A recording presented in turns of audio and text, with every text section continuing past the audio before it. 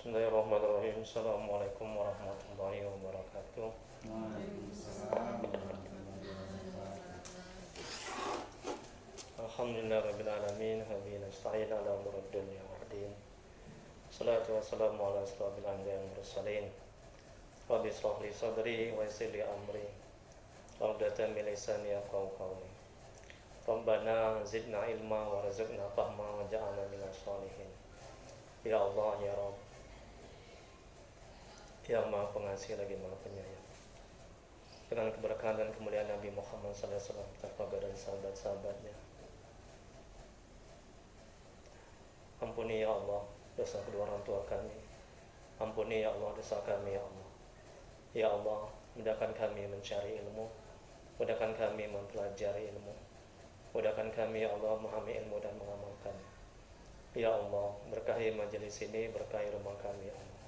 Amin ya rabbal alamin. Mari kita mulai muhasabah dan kajian manajemen hati dengan membacakan umum kitab. Adapun pahalanya kita hadiahkan untuk Nabi Muhammad SAW, kita keluarga dan sahabat-sahabatnya. Kemudian untuk para tabi'in, tabi'ut tabi'in, para guru-guru kita, untuk kedua orang tua kita, serta untuk kaum muslimin dan muslimat pada umumnya. Al-Fatihah. A'udzubillahi minasyaitonirrajim. Bismillahirrahmanirrahim. Alhamdulillahi rabbil alamin. Ar-Rahmanirrahim. Maliki yaumiddin. Iyyaka na'budu wa iyyaka nasta'in. Ihdinas siratal mustaqim. Siratal ladzina an'amta 'alaihim ghairil maghdubi 'alaihim waladdallin. Amin. Ilahi anta maksudi wa ridhaka matlubi. Ya Allah, Kau yang kami tuju, keduaan-Mu yang kami cari. Amin ya rabbal alamin.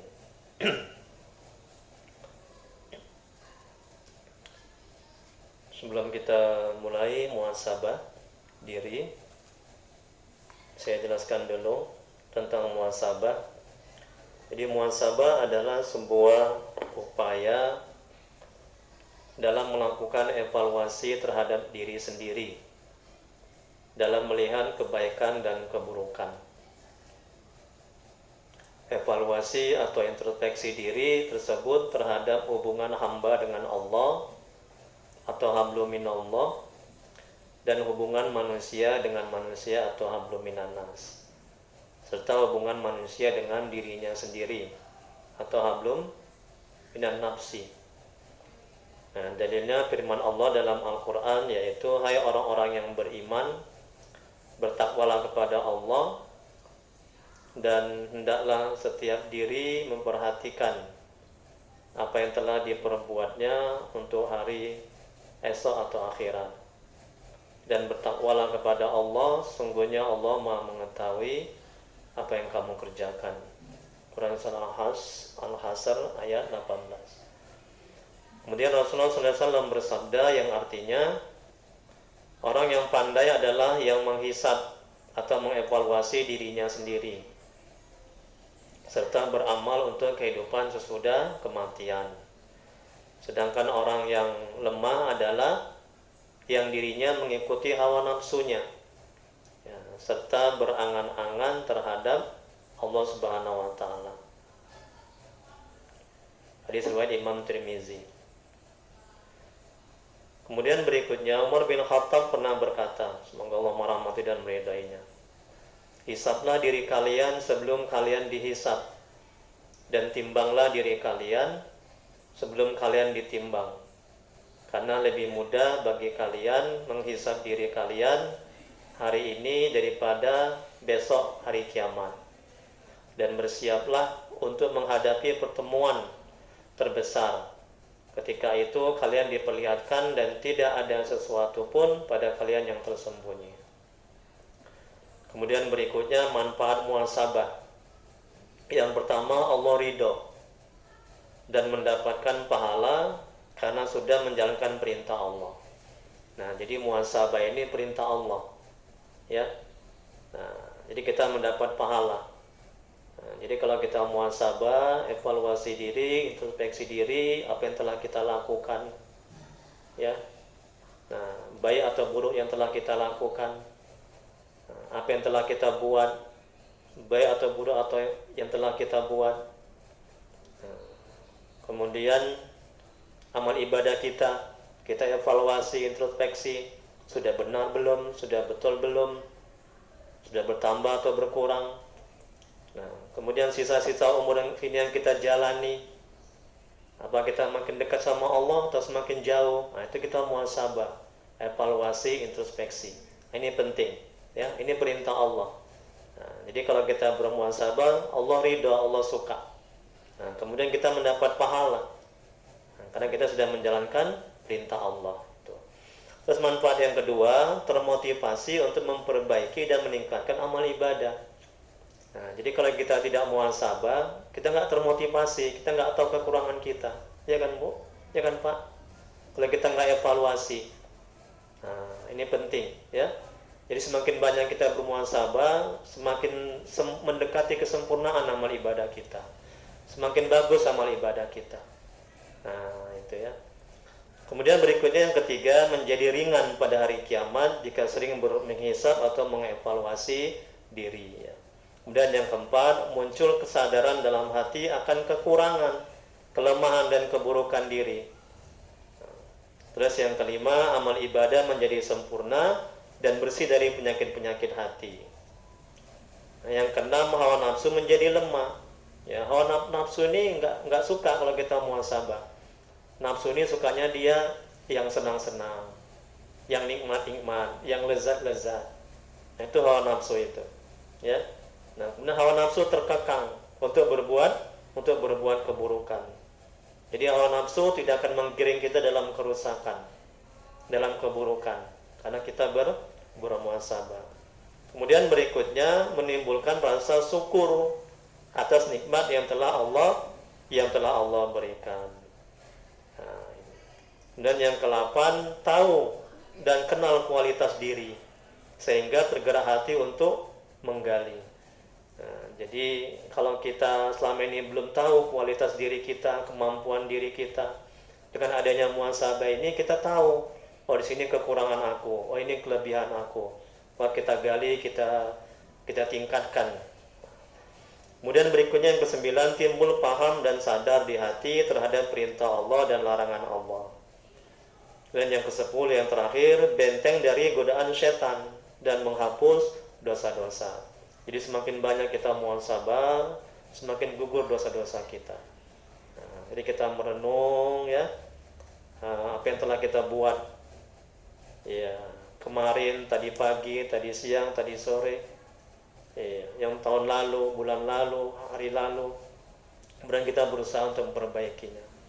Nah, kemudian amal ibadah apa yang sudah kita lakukan. Nah, sudah sempurna belum bacaan kita, cara sholatnya, cara wudhunya, itu kita muhasabah, evaluasi. Nah, kalau misalnya belum, kita perbaiki, kita sempurnakan. Nah, ini penting ya buat kita. Ya, ada pertanyaan sebelum kita masuk muhasabah? Nanti kita masuk kajian manajemen hati. Ada Bu, Pak?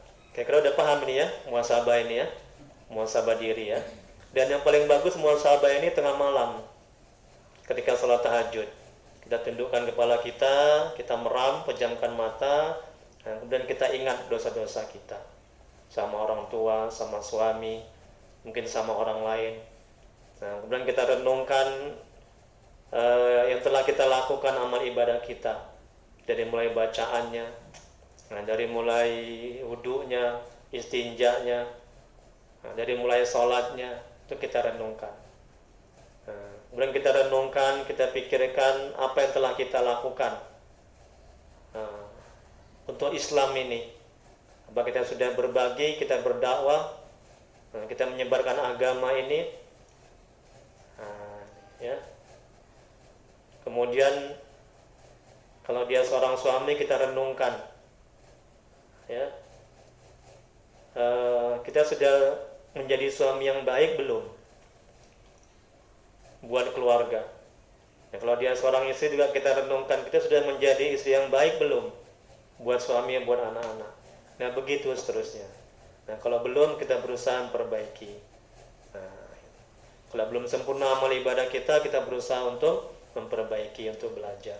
Ya, oke. Ada pertanyaan, Ibu, Bapak, tentang muhasabah ini? Nah, jadi mudah-mudahan bisa diamalkan ya. Nah, kalau belum bisa sholat tahajud, ya di pagi hari, di siang hari, di sore hari, selesai sholat, duduk, nah, kemudian usahakan pejamkan mata supaya bisa lebih konsentrasi, gitu. Nah, ya. Oke, kalau nggak ada pertanyaan, ada? Nggak ada ya? Oke, kalau nggak ada, coba semuanya duduknya bersila, udah, tundukkan kepala, kita mulai muhasabah, ya. Nah, tundukkan kepala, tenangkan, rileks ya, jangan ingat apa-apa, jangan ingat yang lain. Jadi kalau ada musiknya bagus sekali nih, jadi nggak bawa pula ininya, kabelnya ini, ada musik backsoundnya ini ya, dia bisa lebih meresapi dia. Ya. Udah, tundukkan kepala, pejamkan mata. Nah, jadi tolong diresapi setiap kalimat demi kalimat, ya. Usahakan sambil menangis. Nah, itu akan berdampak untuk membersihkan hati itu, untuk melapangkan hati itu, ya. Kalau kita sambil menangis, ya, menyesali atas dosa-dosa yang lalu, ya. Nah, itu. Astagfirullahaladzim. Hadirin, mari kita sejenak tundukkan kepala dan hati. Hari berganti hari, semakin dekat dengan akhir hayat kita. Mau tidak mau, akan datang suatu saat hidup ini akan berakhir. Entah berapa lama lagi umur yang tersiksa. Entah berapa lama lagi umur yang tersisa. Mungkin ada di antara kita masih tinggal beberapa tahun, bulan, atau hari. Atau mungkin ada di antara kita pertemuan ini adalah pertemuan yang terakhir. Allah sudah menetapkan kapan kita akan pulang, bila ajal sudah tiba. Tidak bisa diakhirkan atau dimajukan walau sesaat. Bila suatu saat malaikat maut menjemput kita, tidak ada satu pun yang dapat mencegahnya. Bila saatnya tiba, apakah kita benar-benar siap dicabut nyawa kita? Bila saatnya tiba, apakah dosa-dosa kita sudah diampuni? Apakah orang tua kita ridho saat kita sakaratul maut? Apakah orang-orang yang kita zalimi, yang kita sakiti, yang kita ambil haknya sudah memaafkan kita saat sakaratul maut? Apakah kita sudah minta maaf kepada orang tua kita? Sekarang renungkan, sudah berapa lama sepanjang hidup kita berani melawan orang tua? Sudah berapa lama sepanjang hidup kita berani membentak dan berlaku kasar kepada orang tua kita? Sudah berapa lama sepanjang hidup kita hanya bisa membuat air mata mereka menetes karena kelakuan kita? Hadirin yang dirahmati Allah, sekarang bayangkan kembali, seandainya saja kita mengalami seperti saudara-saudara kita yang tertimpa musibah dan bencana. Ribuan orang menjadi anak yatim, piatu, dan mereka tidak mempunyai ayah dan ibu. Sekarang, bukankah kita masih mempunyai ayah dan ibu? Tetapi bayangkan apa yang telah kita lakukan kepada mereka. Bayangkan satu persatu, kemarin, minggu lalu, bulan lalu, dan tahun lalu, dosa apa yang telah kita buat kepada orang tua kita. Bayangkan dosa apa yang telah kita lakukan kepada orang tua kita seumur hidup kita. Lupakah kita selama 9 bulan berada dalam kandungan ibu kita dan dibawa kemanapun kita pergi? Lupakah kita selama 9 bulan berada dalam kandungan ibu kita? Ia tidak pernah mengeluh. Bayangkan pada saat-saat itu betapa berat perjuangan ibu kita. Bayangkan ibu kita mual-mual dan tidak bisa tidur karena kita ada di dalam perut ibu kita. Bahkan ibu kita setiap malam berdoa agar kita selamat dan menjadi anak soleh dan soleha.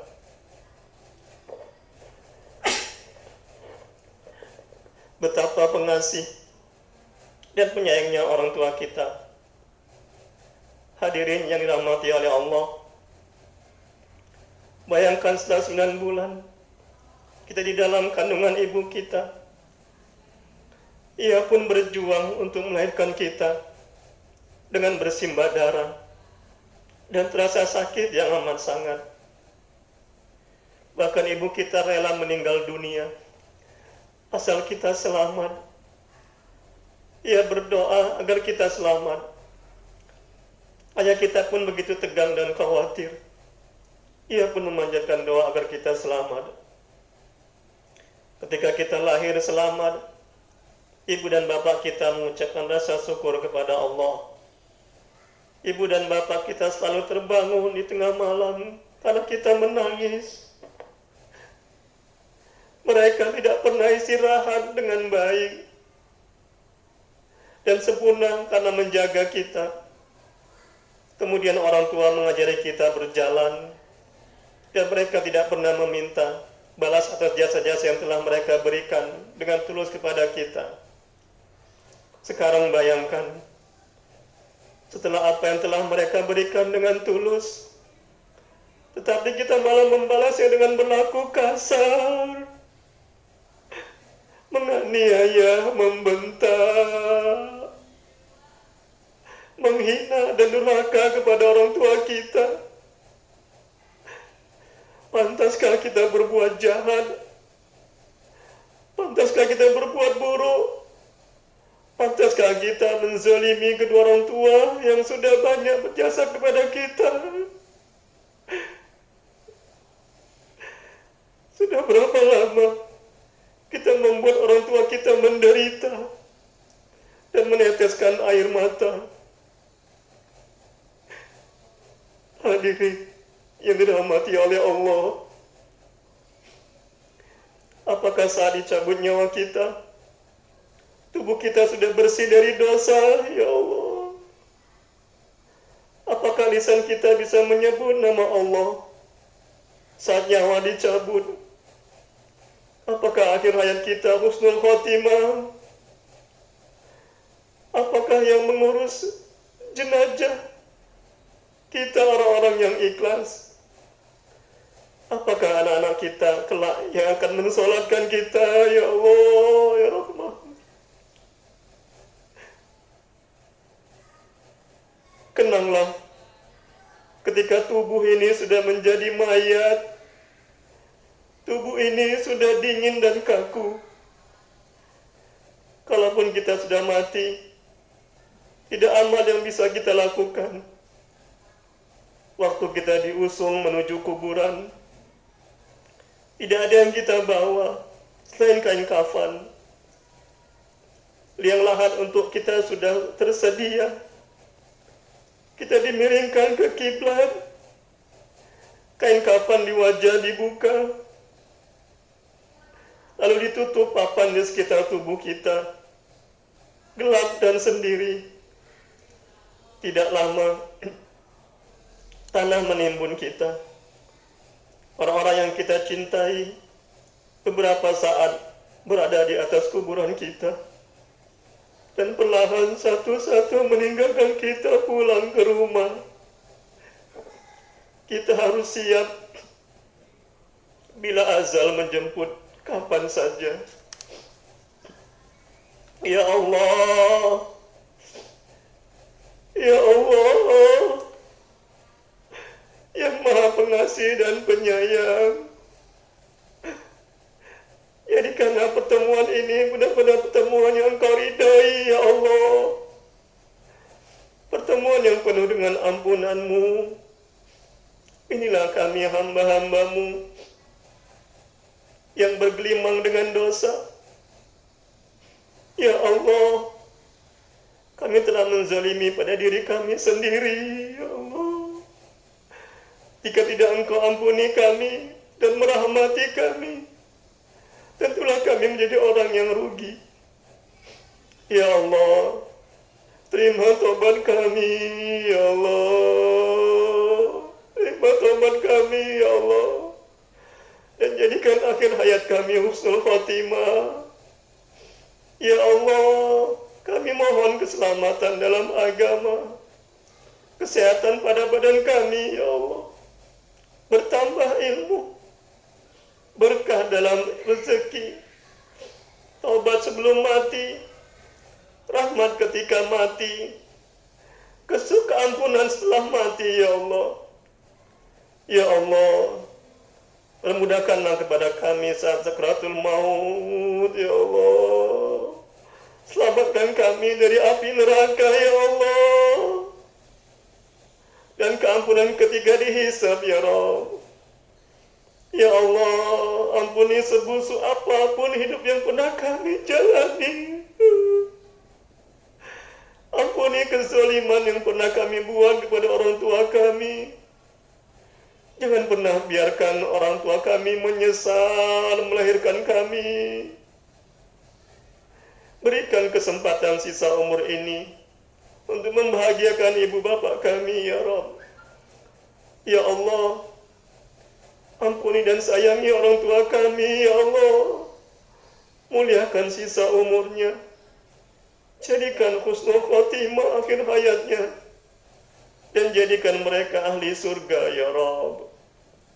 Ya Allah, ampuni guru-guru kami yang menjadi jalan kami bisa dekat dan mengenal-Mu. Muliakan mereka. Amin ya Rabbal Alamin.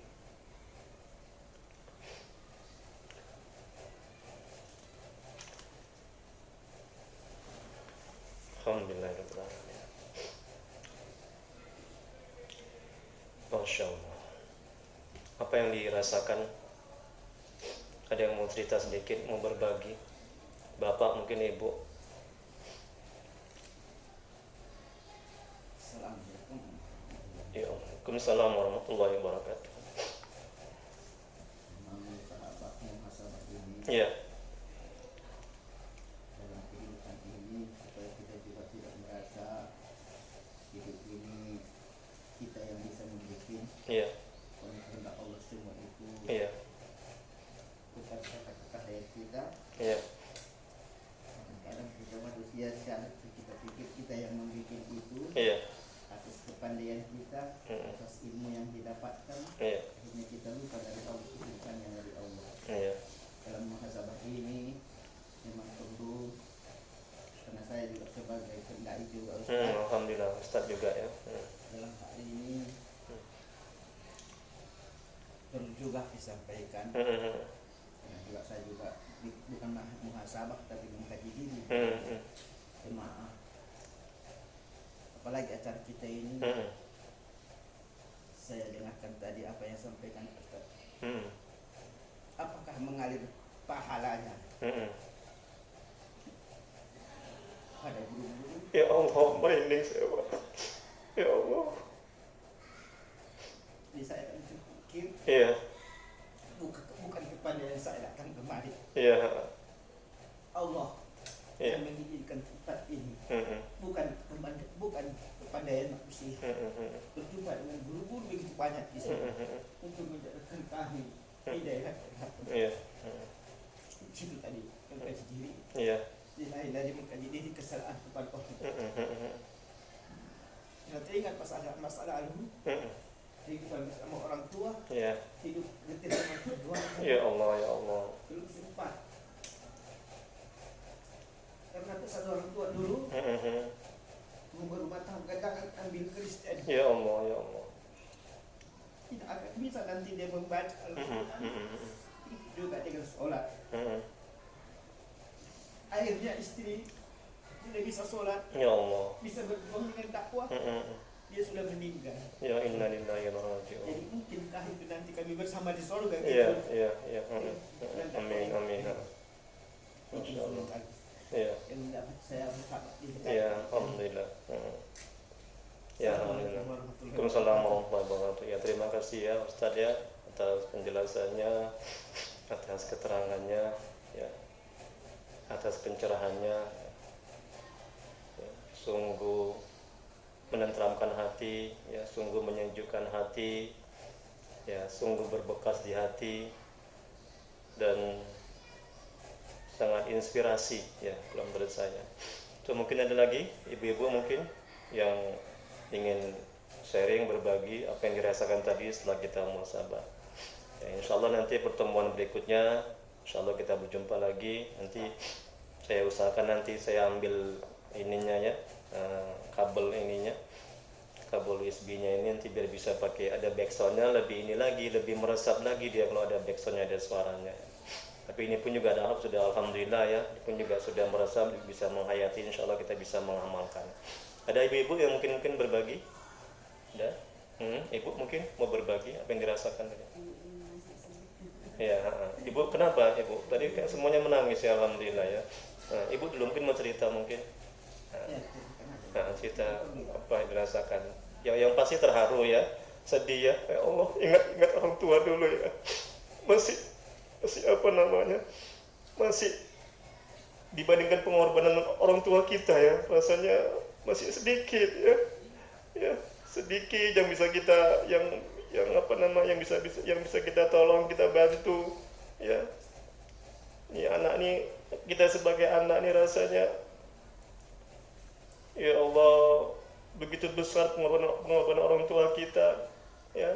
Kita dulu banyak melawan ya, banyak nggak nurutnya ya, banyak zolimnya ya, belum bisa membahagiakan orang tua kita ya, belum bisa menyenangkan, taunya kita menyusahkan aja ya Allah. Jadi ini patutlah kita bertobat ya. Ini tadi kita mau bertobat, kita muhasabah ya, evaluasi, introspeksi ya, kebaikan apa yang sudah kita buat terhadap orang tua kita ya, terhadap anak-anak kita, bahwa kita sudah menjadi orang tua yang sempurna, yang sesuai yang Allah kehendaki ya. Kadang kita masih banyak lalainya, masih banyak kurangnya.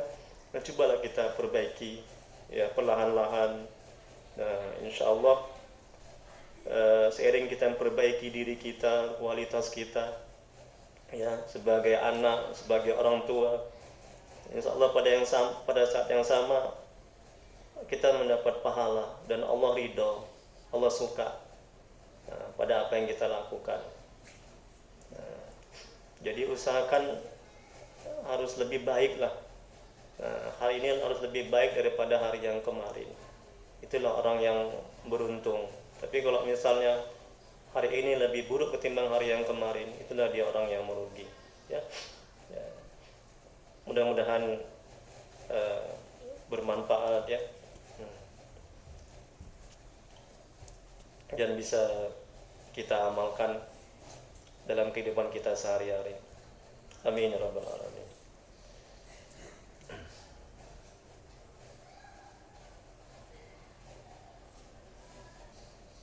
Ada, kalau nggak ada kita mulai ya. Coba lihat yang pertama. Kalau kita menderita, ya penyebabnya cuma satu.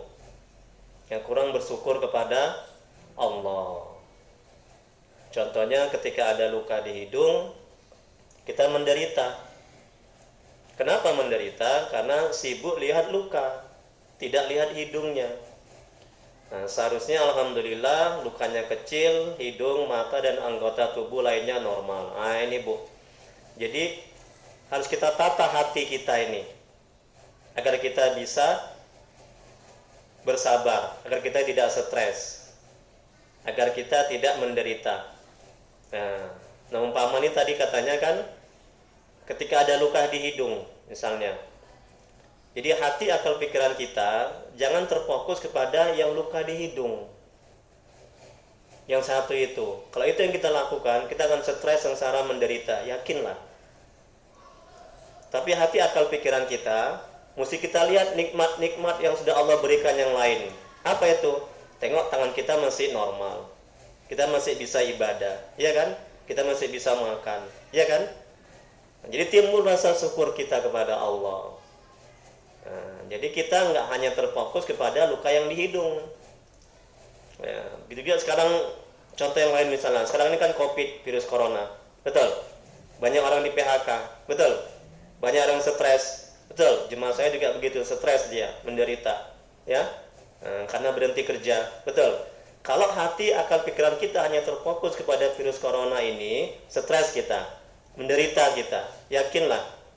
Bahkan ada yang bunuh diri kan, baru-baru ini di Pinter Ustadz, di Nias, mama membunuh anak 3, ya Ustadz ya, coba, nauzubillah, jangan sampai ini terjadi sama kita. Karena apa? Karena masalah ekonomi, ya Ustadz ya. Jadi hati akal pikirannya hanya terfokus kepada ekonomi, kepada virus corona. Akhirnya stres, sengsara, menderita, tengok itu dibunuh anaknya. Nauzubillah. Dia nggak lihat, dia masih sehat, dia kan Ustaz, dia kan Bu, dia masih bisa ibadah, betul kan? Dia masih ada iman, betul kan? Dia masih ada rumah, nggak ngontrak, nggak tidur di kolong jembatan, betul kan?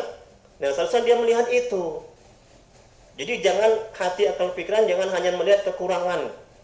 Itu masalah ekonomi saja. Kalau itu yang kita lakukan, kita nggak akan pernah bisa bersyukur. Paham ini? Ini tolong dipahami nih. Kalau nggak nanti stres, nanti sengsara kita. Ya, banyak kali kejadian ini, betul kan Ustaz? Banyak kali. Ya. Nah, jadi perhatiannya hanya tertuju sama yang kurang itu aja. Dia nggak melihat nikmat-nikmat yang sudah Allah berikan. Contoh lain misalnya, dia sakit kakinya, asam urat, sebulan misalnya. Dia nggak melihat hati akal pikirannya sudah berapa lama Allah kasih kesehatan, betul? Iya kan? Asam urat kakinya hanya sebulan dikasih sama Allah penyakit. Jadi kalau hati akal pikirannya hanya terfokus kepada kaki satu itu yang kena asam urat selama sebulan aja, dia nggak melihat nikmat-nikmat Allah yang lainnya, streslah dia, sengsaralah dia, menderitalah dia. Ini. Jadi kalau kita mensyukuri nikmat yang sudah ada, maka Allah akan memberikan nikmat yang belum ada menjadi ada. Itu dia. Apa ayatnya? Auzubillahi minasyaitonirrajim. Bismillahirrahmanirrahim. La in sakartum, apa Ustaz? La zidanakum wa la in kafartum inna azabi lasadid. Ya kan Ustaz? La in sakartum la azidanakum. Kalau engkau bersyukur aku tambah. Jadi tambahan nikmat itu ada pada apa yang kita syukuri. Sekecil apapun kita syukuri itu lebih baik ketimbang banyak tidak kita syukuri. Betul? Dan sesungguhnya nikmat yang paling besar adalah nikmat iman, ya kan? Nikmat mengenal Allah, ya kan? Kalau dunia ini kan akan hancur, ya kan? Nggak kekal, harta, pangkat, jabatan, betul? Orang punya pangkat berapa lama sih, ya kan Bu? Orang punya kedudukan berapa lama sih, ya kan? Nah, itu. Oke? Ada pertanyaan di sini atau yang perlu diskusikan? Udah paham nih ya, jadi tolong dipahami setiap hikmah demi hikmah dan tolong diamalkan supaya hidup kita tenang, tentram. Jadi keselamatan kita ini ada pada sejauh mana kita mampu mengendalikan hati kita, menata hati kita, memanage hati kita. Begitu kita kena musibah, misalnya anak kita sakit, jangan hati akal pikiran terfokus kepada anak yang sakit. Kalau itu yang kita lakukan, stres kita, menderita kita. Ya, saya lah mengalami kayaknya ya Ibu ya. Yang kami alami di sana, Ustaz ini, masalah ini kan luka, ini luka di dalam di diri kita itu. Ini kami sana kami berharapkan kan kehidupan kami bertani di sana. Bertaninya pada umumnya bertani. Kan memang hama, tapi sekarang cuma semua manusia dulu kita bilang sibuk dengan hama penyakit tanaman itu. Padahal selama ini seperti disampaikan Ustaz tadi, udah begitu banyak nikmat tanaman sayur. Sekarang Iya. ditanam belum lagi si nabung datang kampungnya, tanaman begitu banyak modalnya nggak jadi. Biarpun ada harganya mahal nggak jadi. Itu kan termasuk luka dalam apa tadi Ustaz? Ini kan luka contoh. Contohnya. Contohnya. Ini untuk kehidupannya. Iya. Jadi kita tanya jemaah, ayo begini, ayo kita muhasabah dulu kekurangan. Sibuk dengan tanaman tadi, bagaimana mengatasinya, itu bagaimana untuk mengapakannya. Tentu sebagai saya dulu, karena ini sebagai saya menyampaikan.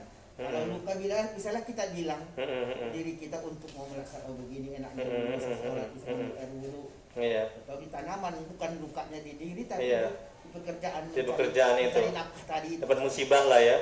Iya. Nah, sekarang itu di sana itu permasalahan. Iya. Kenapa kurang mau ayo kita ada alasannya begini begitu. Iya. Padahal kita lihat kalau kesibukan di kota ini lebih sibuk di kota daripada petani. Tapi disibuk-sibukkan. Ini luka macam mana istilah apanya itu? Iya. Nah, jadi sama halnya ketika kita punya tanaman atau kita sebagai seorang petani, ya tanaman kita ini dimakan hama atau penyakit. Nah, jadi saya sekarang bertanya sama Ustadz, sama Ibu, tanaman dimakan hama, dimakan penyakit, itu atas izin Allah tidak? Kehendak Allah tidak? Atas izin Allah, kehendak Allah, ketentuan Allah. Kalau kita hanya sibuk hati akal pikiran kita terfokus sama memperbaiki tanaman, kita akan stres, sengsara, menderita. Allah lepas tangan. Jadi tidak suatu pun yang terjadi di dunia ini atas izin Allah, kehendak Allah. Dan sudah ditulis di kitab Lauh Mahfuz, bosnya tanggal sekian, bulan sekian, jam sekian, hari sekian, hasil tani kita, tanaman kita itu rusak dimakan hama. Itu Allah yang menciptakan. Jadi bagaimana manajemen hatinya agar kita tidak stres, sengsara, menderita, fokus memperbaiki tobat, fokus kepada Allah. Tapi bukan berarti nggak berusaha, tetap kita usaha. Ingat, usaha kita tidak menimbulkan bekas. Artinya jangan sekali-sekali kita bergantung kepada usaha kita, tapi bergantunglah kepada Allah. Kalau kita bergantung kepada usaha kita, ketika belum berhasil kita akan stres, sengsara, menderita. Betul kan? Kalau kita bergantung kepada Allah, kepada rahmat Allah, karunia Allah, ketika belum berhasil kita nggak akan stres, dan ketika berhasil kita nggak akan sombong, nggak akan merasa hebat, merasa mulia, karena yang membuat berhasil itu adalah Allah. Nah, jadi sekali lagi, coba hati akal pikiran kita berfokus kepada Allah. Bagaimana agar doa kita dikabulkan, bagaimana supaya amal ibadah kita diterima, bagaimana supaya usaha kita ini membawa berkah. Dan juga fokus kepada memperbaiki amal ibadah kita yang masih jauh dari kesempurnaan. Sembari juga kita berusaha. Kalau kita kembali kepada Allah, bertobat, mohon ampun kepada Allah, perbaiki amal ibadah dengan ilmu agama, kita minta kepada Allah. Kira-kira Allah tolak enggak? Kan enggak kan? Kalau amal ibadah kita sudah bagus. Nanti Allah akan tunjukkan jalan kita. Allah akan bimbing kita. Allah akan tuntun kita. Ini juga mendekati paham. Misalnya contohnya TV rusak. Kira-kira kalau kita betulin makin bagus atau makin parah? Makin parah. Kalau kita betulin karena kita nggak ngerti. Betul kan? Karena Kemana kita bawa? Kepada yang ahli, yang buat TV, betul? Nah, itu tanaman Allah yang menciptakan seperti itu. Atas izin Allah tanaman itu rusak. Nah, jadi kita kembali yang membuat tanaman, yang menjadikan tanaman, yang menciptakan tanaman, yang menghendaki tanaman seperti itu.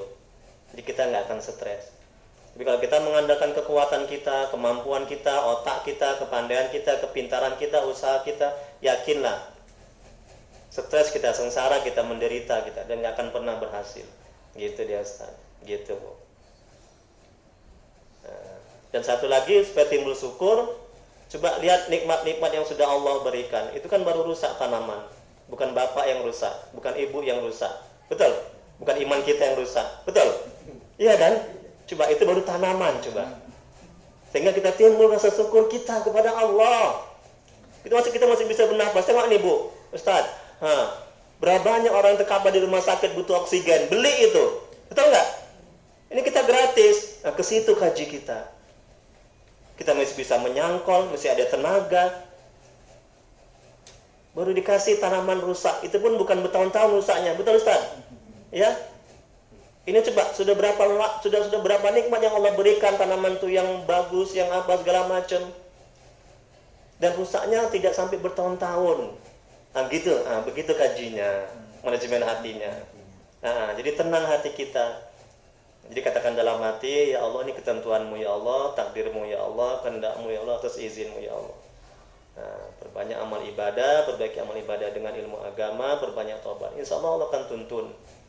Nah, semari kita berusaha. Ingat, berusaha itu bukan untuk menghasilkan apa yang kita inginkan. Paham itu? Ya Bu ya, ya Ustaz. Saya ulangi lagi, kita berusaha bukan untuk menghasilkan apa yang kita inginkan.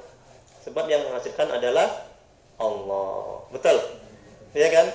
Betul itu kan? Tepat kan? Nah, kalau kita usahakan, kita niatkan untuk menghasilkan apa yang kita inginkan, ketika belum berhasil, kecewa kita, stres kita. Oh, kok gini ya? Aku udah usaha, kok nggak berhasil ya? Itu berarti kita mengandalkan kemampuan kita, kekuatan kita, kepintaran kita. Gitu dia Ustaz, gitu dia Pak. Ya. Tapi kalau kita bergantung, bersandar kepada Allah, pertolongan Allah, karunia Allah, ya. Nah, ketika berhasil kita nggak ujub, nggak sombong. Ketika belum berhasil kita tidak kecewa dan sakit hati. Paham kan? Nah, karena hasil itu mutlak ada di Allah. Paham ini ya?